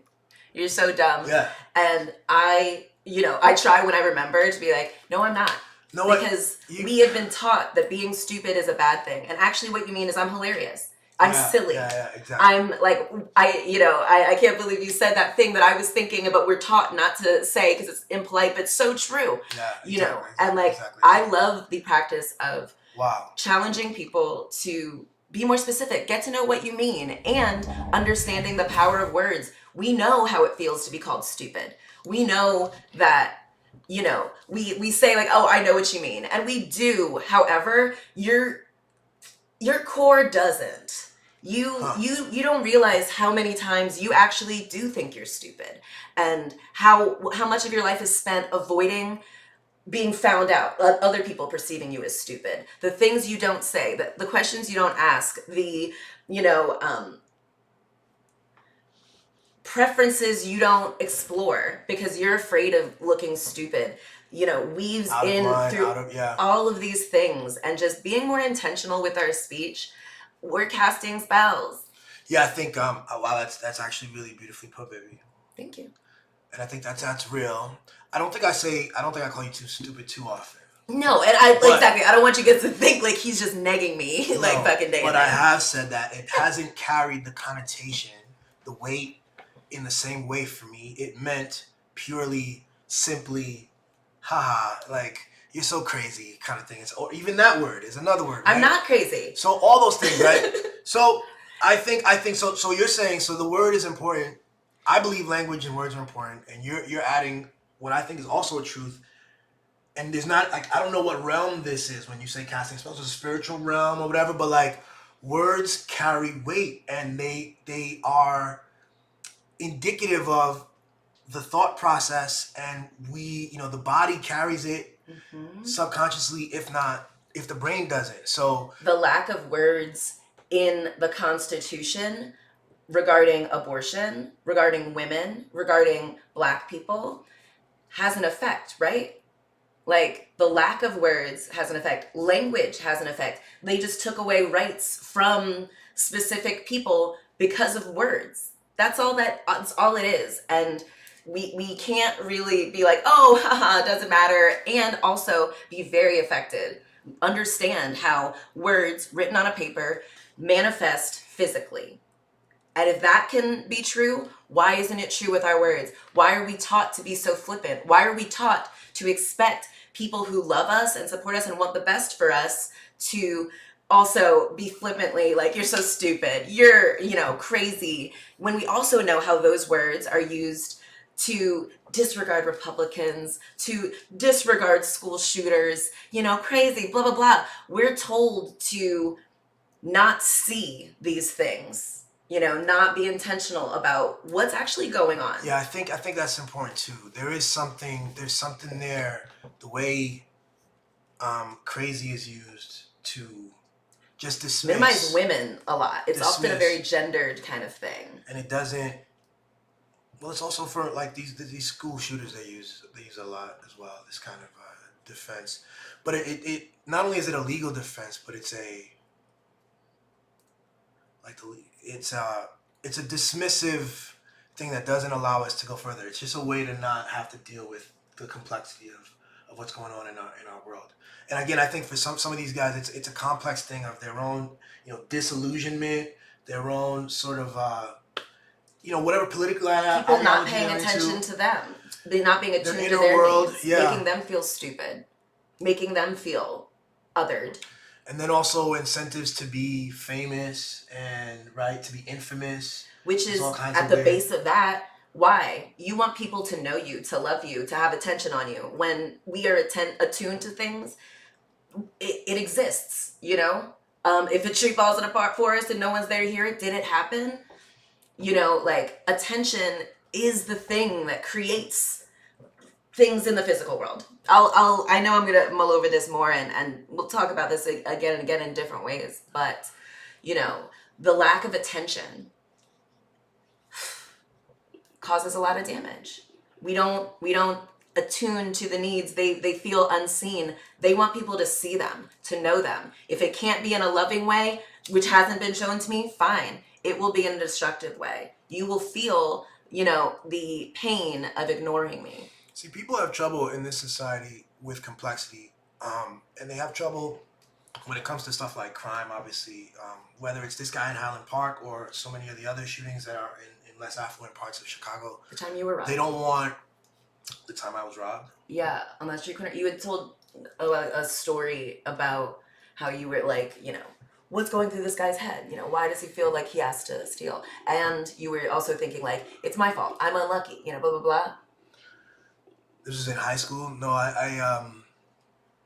this was in high school with my friend at the, we didn't have anything. They had I think we had $10 in our bus pass and he took that. But he did have a gun. He showed it. And anyway, what was I saying though? Crime. It's hard to, Yeah. Okay. So without having to, when you just call people crazy or villains or predators, right? Super predators or evil. It's just a box. And it allows you to not have to delve and ask deeper questions. Not see yourself in that.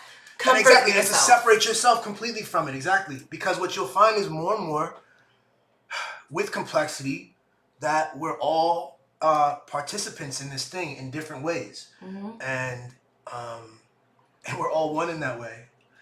And but it's so words are very important. And so what you're doing, what I was going to say too, is like, so people don't like this kind of, because it seems like you're humanizing someone that we'd rather demonize.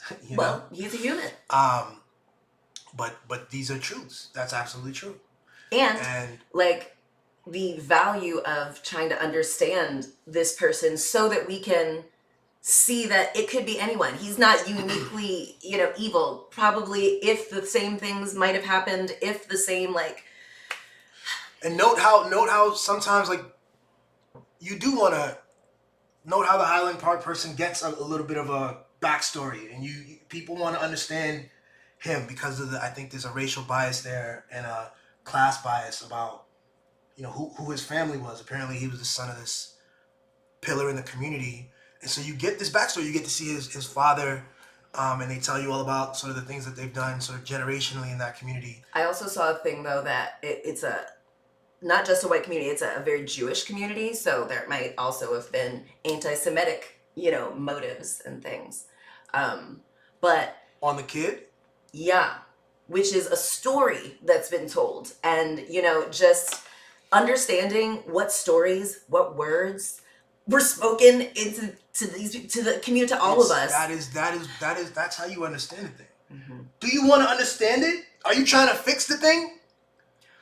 Are you trying to feed a narrative? Are you interested in a narrative? Are you interested in a thing that can be easily digestible or validate some kind of thing that some bias that you have or some preferred narrative that you're hoping to arrive at? Are you trying to be like, oh, this is what it should be. Okay, yeah, it should be this, rather than this is what it is. Let's figure it out. And so I think just to come back full circle to the word of or the honesty and empathy, the vision, the imagine. I truly think that a large number of our problems have to do with a detachment from reality. Have to do with attachment from the complex truths of what is. Complex truths, plural, singular, of what is. And has to do with each of us existing in different spaces with different ideas that have been given to us, that we have inherited, and also ideas that we formed through our narrow experiences that have confirmed prior thoughts. And over years we all get pummeled. Life is a wild beast. We get these things, and each experience is very different, and each internal formulation, each internal conclusion and world forming truth is infinitesimally unique. And without communicating, if we demonize rather than humanize, if we put people into boxes of evil or crazy or whatever, and these are small ways which multiply into big ways of removing and not seeing what people exactly what is in the public space, but it's also personal, which is why I so for instance, I'm gonna say it again, this kind of that thing, I feel some type of way. It's important to actually get in there and actually get familiar with language, get into a personal space where you can articulate what you feel meaningfully, which is very similar to the whole thing we were saying, where instead of calling someone crazy or evil, whatever, love is gonna have to get in there and use new language, deeper, meaningful language to articulate it. Why? Because you want to know, because you want to understand, because you care about truth, because you have some regard for truth, and you realize the limitations and you want to actually engage. That's how I see it. It's true on the external world, it's true on the internal. To bring it all the way around, Tiara Mack, Senator Tiara Mack, do you want her to seem like a good senator? Do you want her to do good senator drag for you? Say the words that we've been taught her as a senator drag, or do you want her to be a good senator?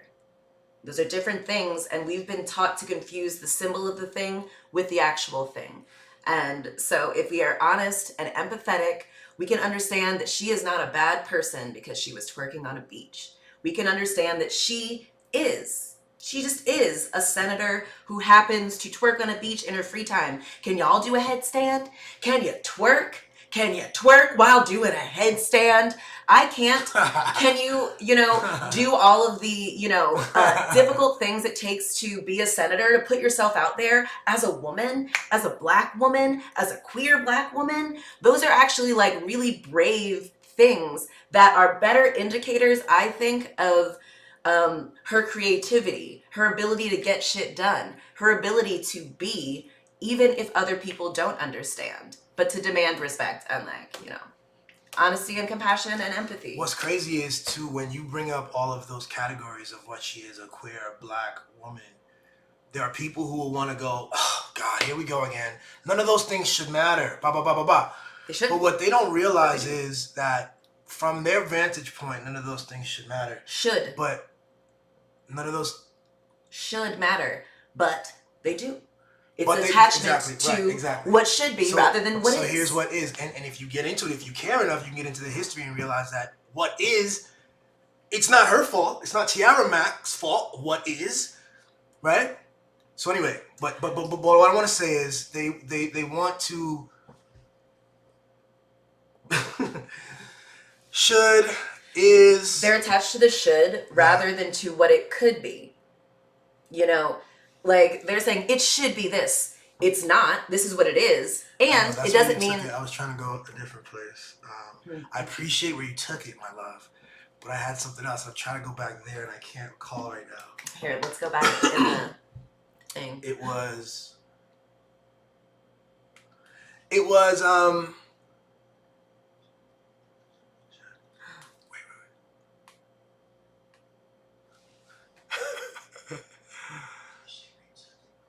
Here, let me rewind. I don't even know. Our, what is it, African American? Okay. Yeah. Without communicating, if we demonize rather than humanize, if we put people in boxes of evil, put a headstand, I can't. Can you? Sorry, it's okay. No, I want. I'm gonna figure it out. It's just not helping me. I'm gonna think about it here. It's just like. If you should, damn, I'll get it back, no worries. Okay, well, there's a very easy way to go back to the stream of thought that you were thinking. Are you going to find it? Are we going to find it? Why wouldn't we? Okay, let's get into it. It's only within the last, it's okay. Senator, put yourself out there. Her creativity, her ability should matter, but they do.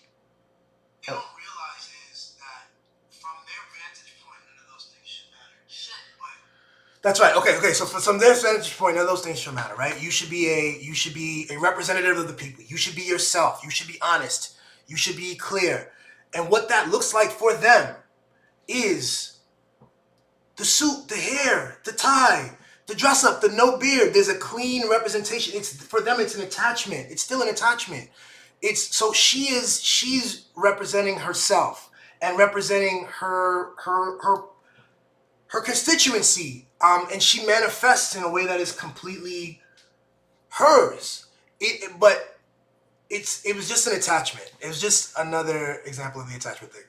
So we went all the way back to find that that's what it was. So yeah, it's hers. And we've been taught that if your presentation looks different than this white supremacist male presentation performance, then it's wrong and bad, and you should be more like this. But why? She's still clean. You used she's still clean. She's still herself. Yeah. She's still a moral person. And the way they attract attention, again, even the way the other people attract attention is through fucking bullshit. It's very immoral and manipulative and problematic. But they carve that out as a space of normalcy.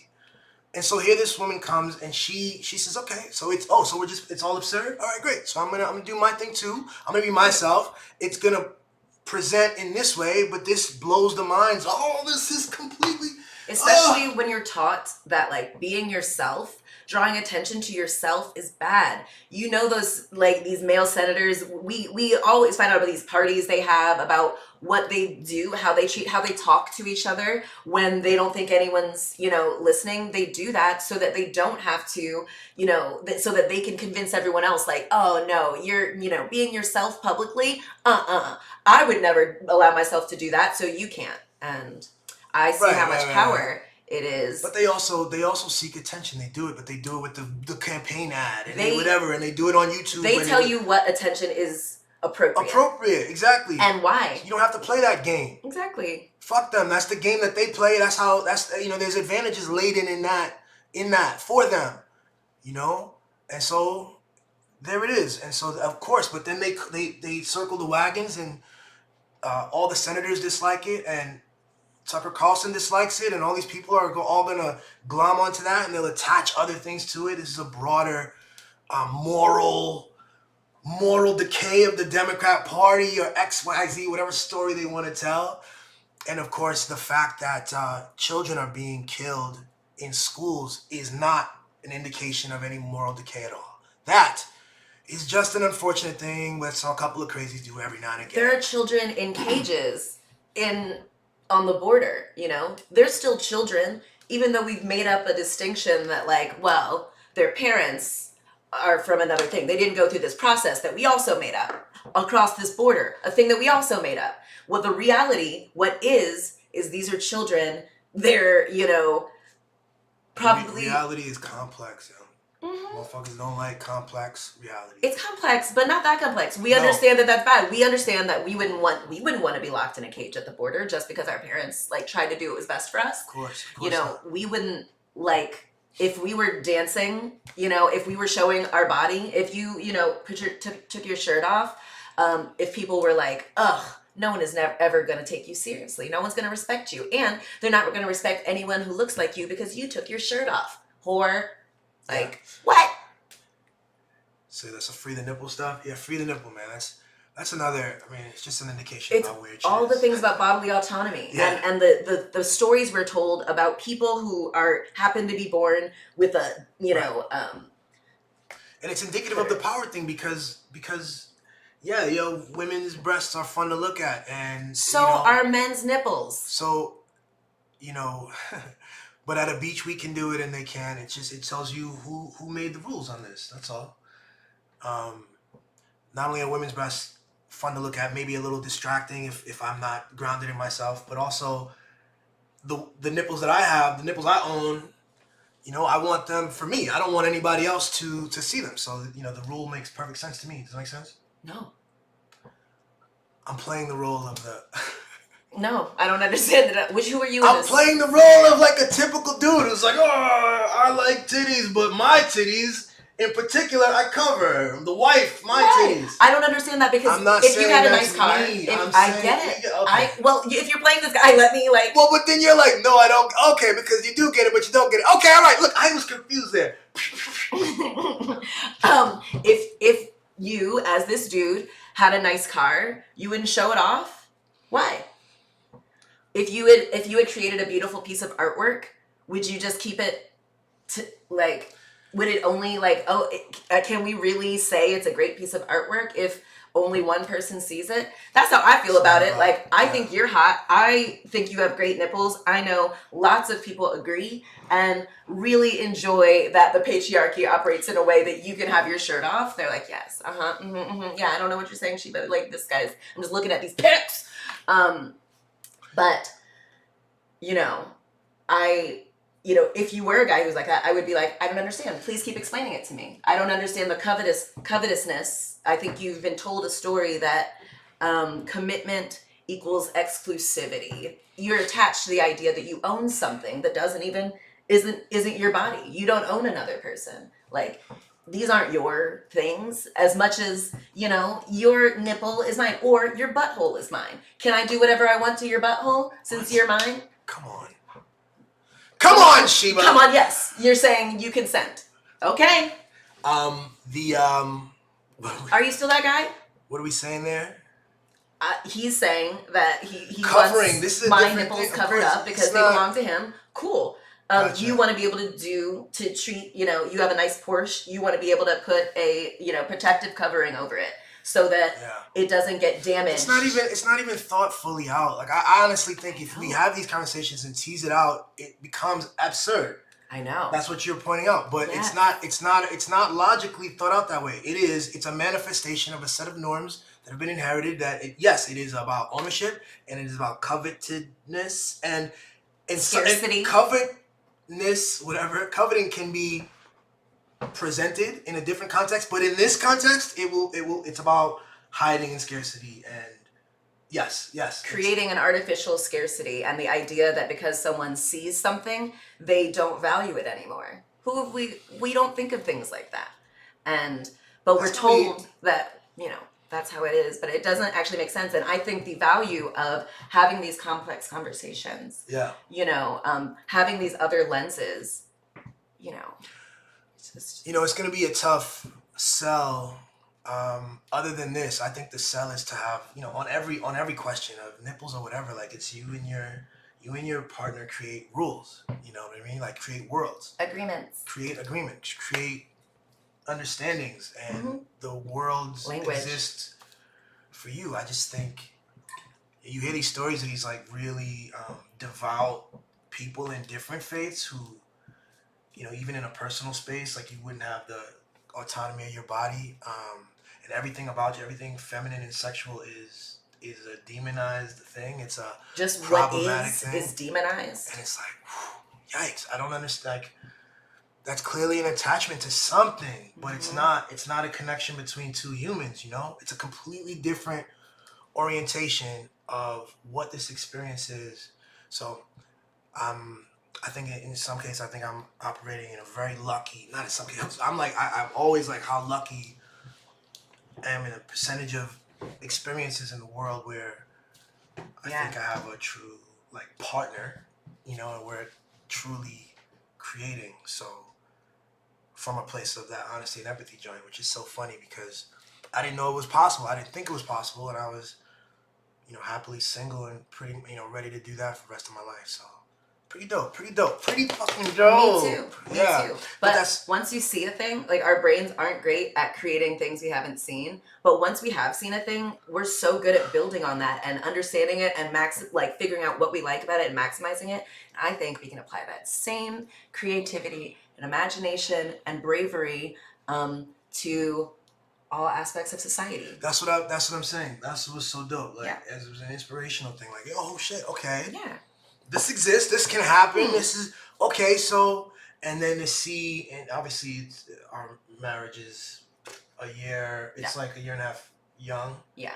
And so it will continue to evolve. But it's been an amazing year and a half. Or beyond that, amazing 3 years. And based on that thing, so it's like, yo, this can be. This is a different way to be rather than the other thing, like, and like, even if we didn't really have the example, like a clear cut, like, oh, this is the thing, I think I was certainly able to, like, see all of these other examples that I wanted, and a lot of the examples were fiction. And so, like, if you can dream it, if you can put it to words, so like Addams Family, I love Morticia and Gomez. I love their relationship. You know, I love Dolly Parton and her husband. I like aspects of that. I love the Addams Family. Oh my God, I love it. They're just so, like, about their weirdness. They're obsessed with each other. So so funny. So, you know, unconcerned with what other people think of their thing, but still very kind, very generous, very welcoming. And so I loved being like, can we just, like, do that? Yeah, it's a great one. Yeah. Can we try? And, like, I feel that way. You know, it's really cool, and we can do that in lots of things. And so, discounting the value of fiction. Yeah. There are just more words that we can create whatever. That's the thing. We can create whatever we want with our words, with our understanding and our, like, assumptions. With the assumptions, the thoughts. Words create thoughts. Lack of words means that your thoughts have a murkiness about them. It's a lack of clarity. You have more words you can create with greater clarity. So, like, your vocabulary is important. Any sort of, even like the debates over, like, African American vernacular, I think I'm down for it and have it, but I don't think that needs to negate the necessity for words. In fact, I think that that's a very creative language. It's another language. It's very creative, and it's always sprouting new. But we've been told that it's somehow less valid than English or Creole or French or another language. Why? Who gets to determine what language is, how it's used? You know, isn't the purpose of language to get the inside thoughts of the person to another person in order to create a thing, you know? So get into it. Like, to me, don't take it seriously then. Like, to engage with, it's indicative of what the language that comes from it is indicative of the society's interests and values and where their attention is. So let's actually be intentional about where our intention is. And I think that there's a fertile ground for language that is necessary on the observation of the inner self. And it's happening, and we're talking about vibrations, and we're talking about all kinds of things, and non-duality, and immanence, and all of this kind of like stuff. And it's the convergence of, psychology and sociology, and some religion, some spiritual stuff as well. All right, all the studies. All right, that's it. Where we at? This has been a long we're one. so good. We're so clever, and look at us being attached to like how long time and whatnot. Yeah. But you're right, this was kind of a long one. But we just have so many good things to say, and. One day, maybe a couple more episodes, we'll take a hiatus and we'll like chop these up so they're a little bit more digestible. Yeah. Even though we just like are so great, just like minute after minute of like fire analysis. Fire, giving us some language, y'all. Okay. Anyway, all right, y'all. Love you. Brittney, see you, babes. Anyone else who's watching, thank you so much. Brittney, thanks for watching, y'all. Appreciate you. We love the engagement. Love you guys.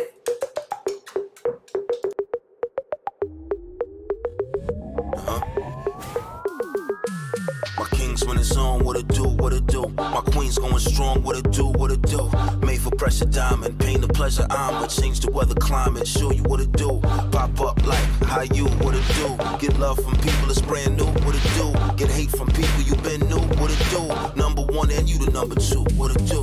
Blessed up like hot shoe, hallelujah. On the island eating mango, kalaloo. And I ain't talking Honolulu, Malibu. Shirt off like Shaka Zulu, what it do? Big visions, big business, big deals. Sample my shoes by mistake, big deal. New levels, they burn bridges, we bridge build. Full fridge, they fruit pebbles, kid build. 6-inch heels, I'm hard bottoms, Air Force is stepping with. Hard body, you're forced to be reckoned with. God body, God first, never second on the list. Haven't you heard, can't stop, was destined to exist. We exist now, we living, what it do? You watching me with a stink face, what I do? Hoping I stay in the same place, but I grew. Try to clip my wings, but I flew. But if my kings when it's on, what it do?